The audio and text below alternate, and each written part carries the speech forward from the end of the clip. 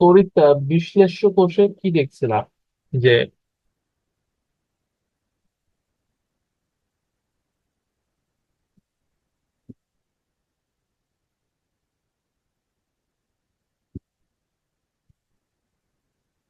ওখানে অ্যানোড ছিল, battery anode হচ্ছে ধনাত্মক চার্জযুক্ত ছিল, অ্যানোড ছিল পজিটিভ, আর ক্যাথোড ছিল হচ্ছে নেগেটিভ। অ্যানোডে জারণ ঘটে, ক্যাথোডে বিজারণ ঘটে।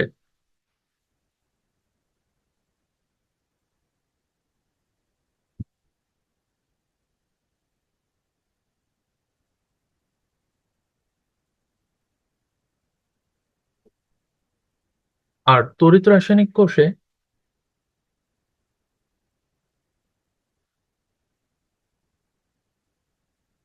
অ্যানোড হচ্ছে নেগেটিভ চার্জযুক্ত, অ্যানোডে জারণ হয়।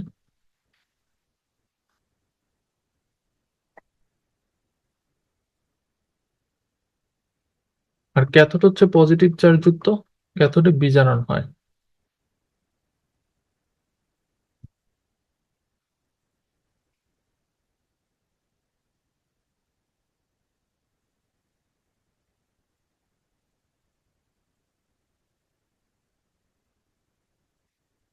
তড়িৎ রাসায়নিক কোষে তড়িৎ শক্তিকে ব্যবহার করে রাসায়নিক শক্তি উৎপন্ন। না, তড়িৎ রাসায়নিক কোষে কি করে? তড়িৎ বিশ্লেষ্য কোষে আমরা কি করছিলাম? তড়িৎ শক্তি ব্যবহার করে বিদ্যুৎ রাসায়নিক থেকে। শক্তি। হ্যাঁ, হ্যাঁ, তড়িৎ রাসায়নিক রাসায়নিক শক্তি। কোষে হচ্ছে রাসায়নিক শক্তি ব্যবহার করে তড়িৎ শক্তি উৎপন্ন করি। তড়িৎ রাসায়নিক কোষে রাসায়নিক শক্তিকে তড়িৎ শক্তিতে রূপান্তর করে।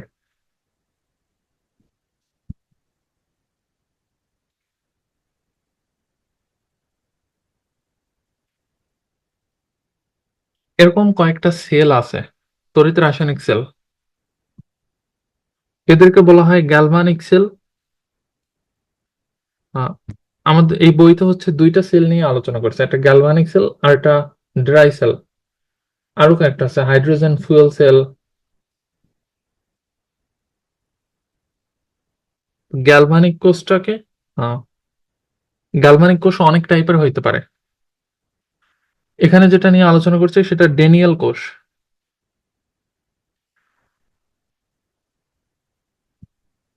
এবার একটু ডেনিয়েল কোষটা দেখি।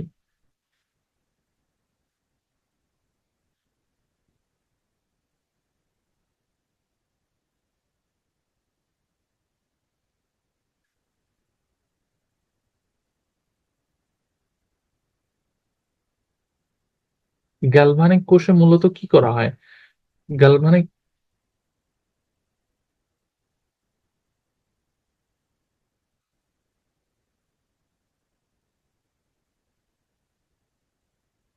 গ্যালভানিক কোষের গঠনটা এরকম যে দুইটা পাত্র থাকবে,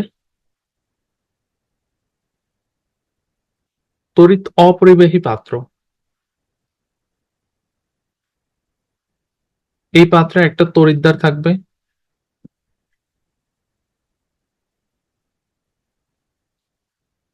এই পাত্রে আরেকটা তড়িৎদ্বার থাকবে। এই পাত্রে আমি যে তড়িৎদ্বারটা রাখবো দ্রবণটাও তার থাকবে। এখানেও এই পাত্রে যে তড়িৎদ্বার আমি রাখবো, যে ধাতুর দ্রবণটা থাকবে, ওই ধাতুর ওই ধাতুর দ্রবণ থাকবে। আর একটা লবণ সেতু থাকবে।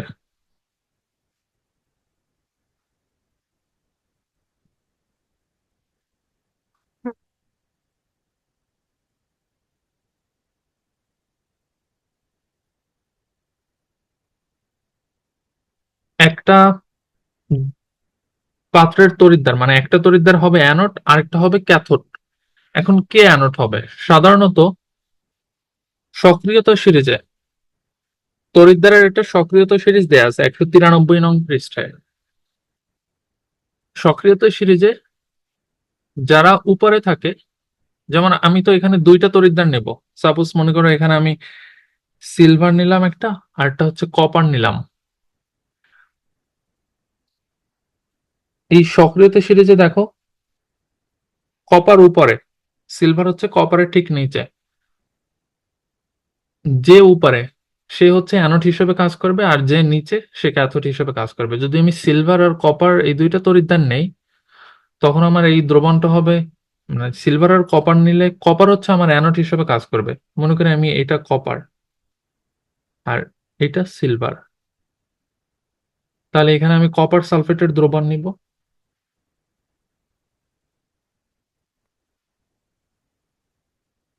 আর এখানকার দ্রবণটা হবে সিলভার সালফেটের।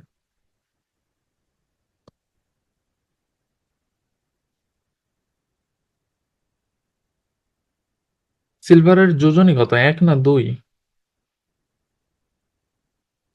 স্যার এক। তাহলে তো Ag2 হওয়ার কথা। স্যার এখানে যে 193 পেজে লিখছে এজি প্লাস।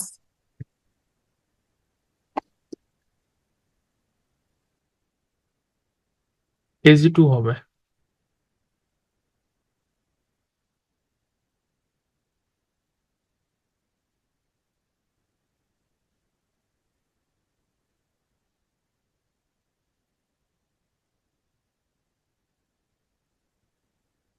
এই তড়িৎ রাসায়নিক কোষের মেইন উদ্দেশ্যটাকে, এখানে রাসায়নিক শক্তিকে তড়িৎ শক্তিতে রূপান্তর। এখানে যে তড়িৎ শক্তিটা উৎপন্ন হবে সেটা দেখার জন্য এখানে একটা ভালভ যুক্ত করা হয় এই দুইটা তড়িৎদ্বারের মাঝে। যখন এই ভালভটা জ্বলবে তখনই বুঝবো যে না, তড়িৎ শক্তি উৎপন্ন হয়েছে। এটা হচ্ছে একটা গ্যালভানিক কোষের গঠন। আর ড্যানিয়েল সেলে যেটা করছে, ড্যানিয়েল সেলে হচ্ছে জিঙ্ক তড়িৎদ্বার আর কপার তড়িৎদ্বার এই দুইটা তড়িৎদ্বার নিয়ে কাজ করছে। বাট যে কোনো তড়িৎদ্বারই হইতে পারে। তড়িৎদ্বার দুইটার কোনটা অ্যানোড আর কোনটা ক্যাথোড হবে? অ্যানোড হবে যে হচ্ছে সক্রিয়তা সিরিজের উপরে আছে, আর ক্যাথোড কি হবে, যে সক্রিয়তা সিরিজের নিচে আছে সে ক্যাথোড হিসেবে কাজ করবে। ঠিক আছে, বুঝছো গঠনটা? জি স্যার। এবার একটু ড্যানিয়েল সেলটা দেখি। যা আগের মতো গঠন, চিত্রটা যে দুইটা পাত্র থাকবে,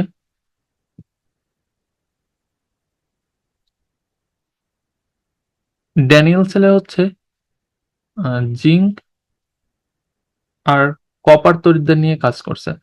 এই দুইটার মধ্যে সক্রিয়তা সিরিজের উপরের দিকে কে? জিঙ্ক। কপার নিচে, তার মানে জিঙ্ক হবে এখানে অ্যানোড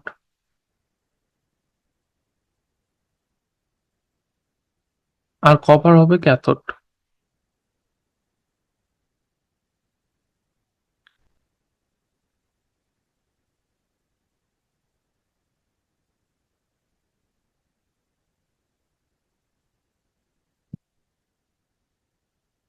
এখানে যে দ্রবণটা, মনে করি এটা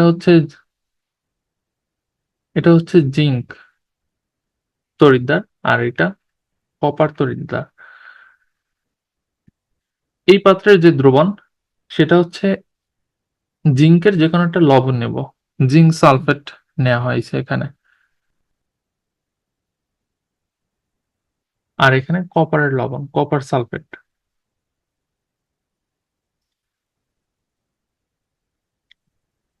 একটা লবণ সেতু থাকে এখানে,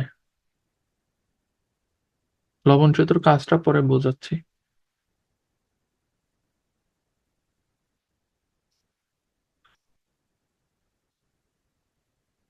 আর একটা ভালভ যুক্ত করা হয় এই দুইটা তড়িৎদ্বারের মাঝে।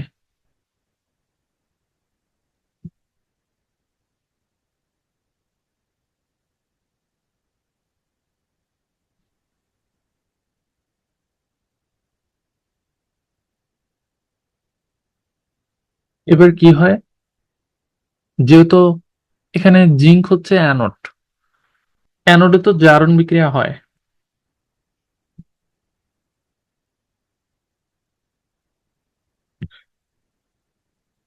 অ্যানোডে যেহেতু জারণ বিক্রিয়া ঘটে, তাহলে জিঙ্ক হচ্ছে ইলেকট্রন ত্যাগ করবে।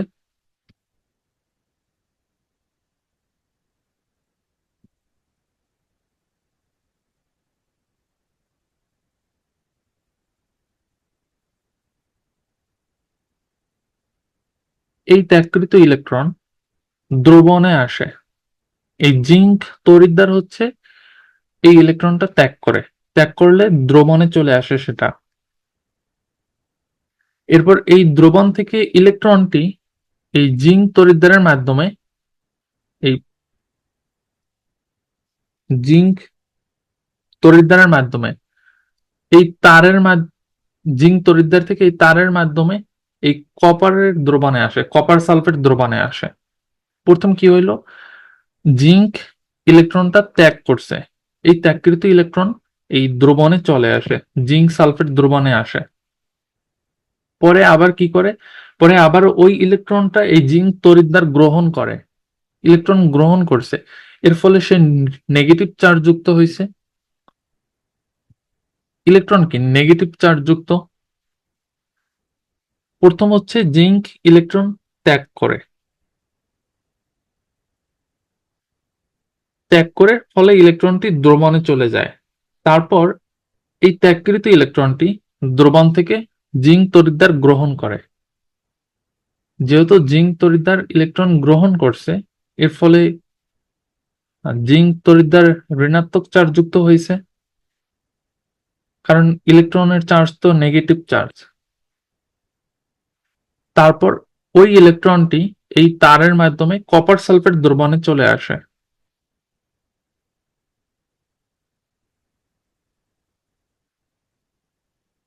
এখানে যেহেতু জিঙ্ক তড়িৎদ্বারটি ইলেকট্রনটি গ্রহণ করছে, তার মানে কি জিঙ্ক হচ্ছে নেগেটিভ চার্জ যুক্ত হবে, মানে জিঙ্ক তড়িৎদ্বারটা, মানে অ্যানোড হচ্ছে নেগেটিভ চার্জ যুক্ত।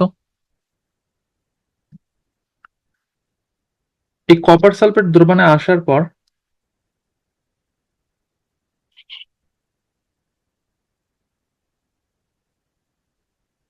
কপার সালফেট হচ্ছে আয়নিত অবস্থায় আয়নিত হয়। এই জিঙ্ক সালফেটও একটু বোঝাই, যখন হচ্ছে একটা পাত্রে জিঙ্ক সালফেট বা যে কোনো কিছুর লবণ নেওয়া হোক না কেন, তখন সেটা দ্রবণে আয়নিত অবস্থায় থাকে বা বিয়োজিত অবস্থায় থাকে। যে লবণটাই নেই না কেন সেটা বিয়োজিত অবস্থায় থাকে দ্রবণে। এই জিঙ্ক সালফেট থাকে zinc ion plus sulphate ion আকারে। ঠিক একইভাবে কপার সালফেট থাকে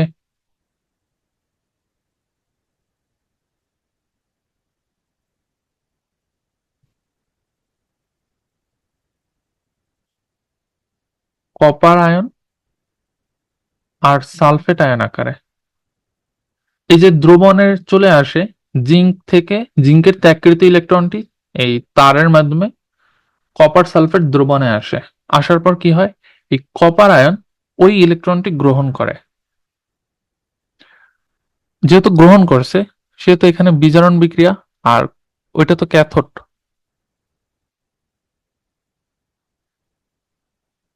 কপার আয়ন ওই ইলেকট্রনটি গ্রহণ করে, গ্রহণ করার পর ধাতব কপারে পরিণত হয়।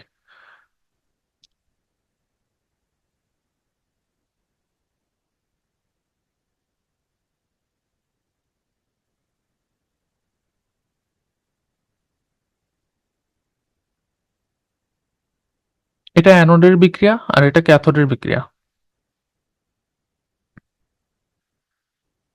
এবার তাহলে বলতে পারো যে তড়িৎ প্রবাহিত হইলো কোন সময়। এখানে তড়িৎ উৎপন্ন হইলো কেমনে, কোথায়, আর এখানে বাতি জ্বলবো বা কিভাবে। আচ্ছা, তড়িৎ প্রবাহ মানে কি? ইলেকট্রন হ্যাঁ, ইলেকট্রনের তড়িৎ প্রবাহ মানেই হচ্ছে ইলেকট্রন প্রবাহ। এখন জারণ বিজারণ বিক্রিয়ার একটা কথা ছিল যে জারণ বিজারণ একটা যুগপৎ বিক্রিয়া, মানে হচ্ছে জারণের ফলে যে ইলেকট্রনটা ত্যাগ হয়, ছেড়ে দেয়, বিজারণে ওই ইলেকট্রনটা গ্রহণ করে। এখন এখানে যদি কপার ইলেকট্রনটা গ্রহণ না করতো, Cu2+ আয়ন, কপার আয়নটা, তাহলে জিঙ্কের এই ইলেকট্রন এই কপারের দ্রবণে আসতো না। জিঙ্কের থেকে ত্যাগকৃত ইলেকট্রনটা কিন্তু তারের মাধ্যমে কপার দ্রবণে আসছে, তার মানে ইলেকট্রনের প্রবাহ হয়েছে এখানে। এর মানে কি তড়িৎ প্রবাহ হয়েছে। তড়িৎ প্রবাহ উৎপন্ন যে হয়েছে এটা বুঝতে পারছো? জি স্যার। এবার স্যার যদি জিঙ্কের যে আয়নটা কপার গ্রহণ না করতো তাহলে কি লাইট জ্বলতো? না, তাহলে জ্বলতো না, তাহলে ইলেকট্রন এখানে আসতোই না যদি গ্রহণ না করতো।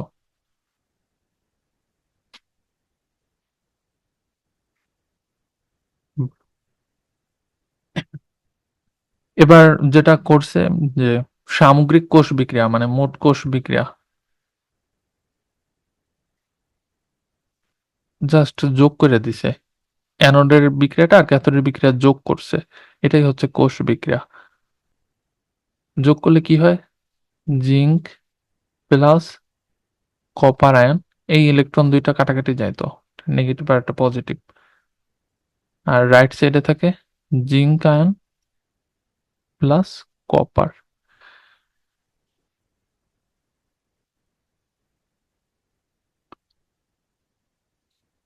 এটাই হচ্ছে গ্যালভানিক কোষ, গ্যালভানিক ড্যানিয়েল সেল।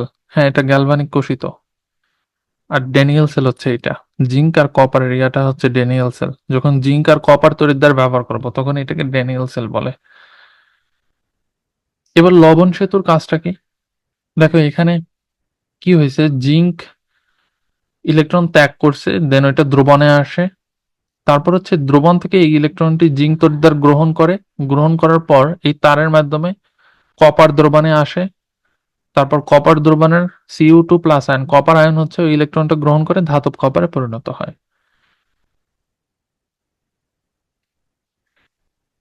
ইলেকট্রন সমূহ হচ্ছে জিঙ্ক থেকে কপারে যায়, কপারে যাচ্ছে। জিঙ্ক তড়িৎদ্বার থেকে ধনাত্মক চার্জযুক্ত আয়নগুলো কিন্তু মানে জিঙ্ক তড়িৎদ্বারে,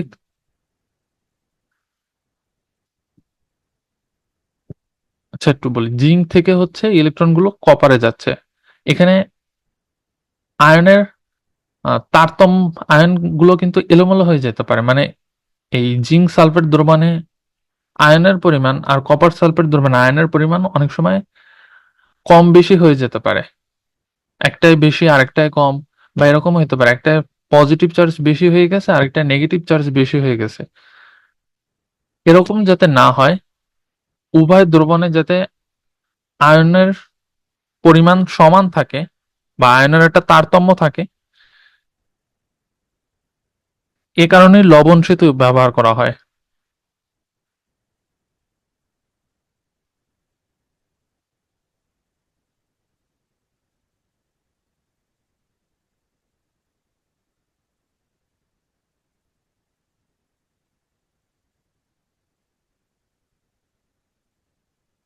এখানে কপার আয়নের কি হয়, কপার সালফেট দ্রবণে কপার আয়ন ইলেকট্রন গ্রহণ করে ধাতব কপারে পরিণত হয়। অর্থাৎ এই যে ধনাত্মক চার্জযুক্ত আয়নগুলো যে ছিল, কপার সালফেট দ্রবণে দুইটা আয়ন ছিল, যে কপার আয়ন আর সালফেট আয়ন, একটা ধনাত্মক চার্জযুক্ত ছিল আর একটা ঋণাত্মক চার্জযুক্ত ছিল। তো ধনাত্মক চার্জযুক্ত আয়নগুলো হচ্ছে ধাতব কপারে পরিণত হয়, মানে নিরপেক্ষ হয়ে যায়, কিন্তু ঋণাত্মক চার্জযুক্ত আয়নগুলো কিন্তু বাড়তে থাকে তখন কপার সালফেট দ্রবণে। এরকমটা যেন না হয়, এরকমটা যেন না হয়, এই কারণেই হচ্ছে লবণ সেতুটা ইউজ করা হয়, যেন ধনাত্মক চার্জযুক্ত আয়ন এবং ঋণাত্মক চার্জযুক্ত আয়নের একটা ভারসাম্য থাকে।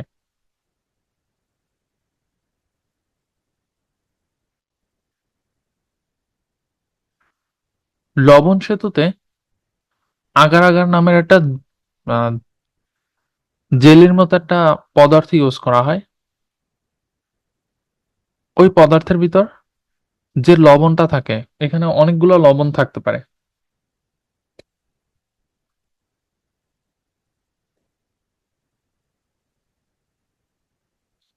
এই পাশ থেকে লিখি, লবণ সেতুতে KCl, পটাশিয়াম ক্লোরাইড থাকতে পারে, বা পটাশিয়াম নাইট্রেট। লবণ সেতুতে আর কি যে লবণগুলো ইউজ করা হয়, সোডিয়াম